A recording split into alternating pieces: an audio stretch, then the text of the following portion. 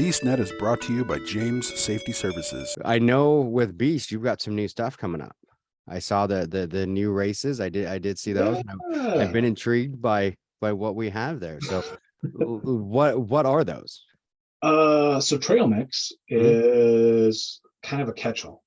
I even think years ago, you and I had talked about doing a trail race in the area. So it's a May 20th this year. It's going to be our first year doing it. And we have kind of three sections. We have a 5K trail race for folks that want a traditional 5K. They want to go as fast or slow as they want. A lot of technical running.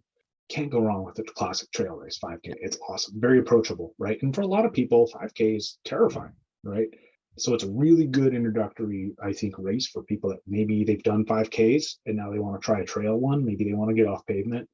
So I wanted to have something there. That's kind of our first option. Then we have two other ones, and the other ones are 10-hour time frame, and it's as much or as little as you want. And it's really meant to just give folks an avenue to test themselves in whatever they want to test themselves. So we've got, of the two 10-hour segments, there is a 10-hour running division.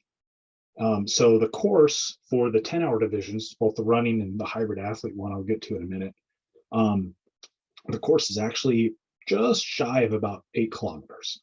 Little extra fun things, some extra fun pathways, and there's some stations along the way for additional challenges and what have you. For the running one, it's just as how far can you go in the time frame you have on that trail as much as you'd like, right?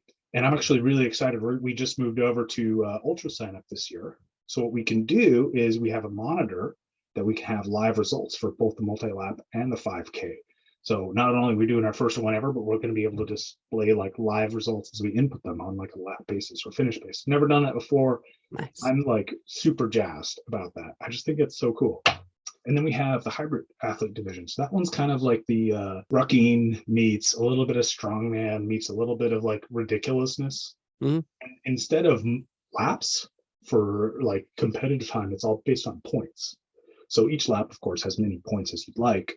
But there's additional options. Like you could do a burden lap where you have, a ruck and you're going out and you also have a sandbag with you. You get a couple extra points for that one.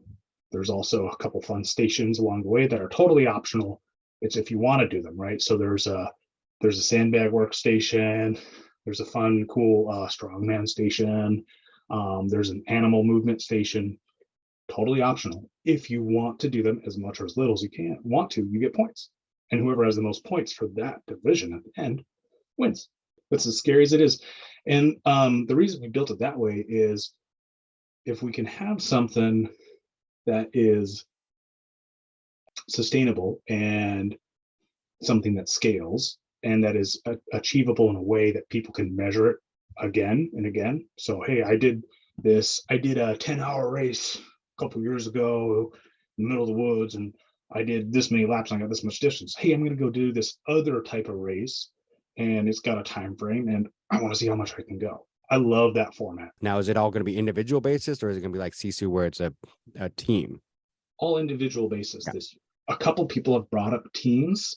I'm not sure if we're going to do that or not. It just really depends what people want to do. And I think feedback for that. So far, I've not had a ton of people ask me about, hey, can I do this as a team?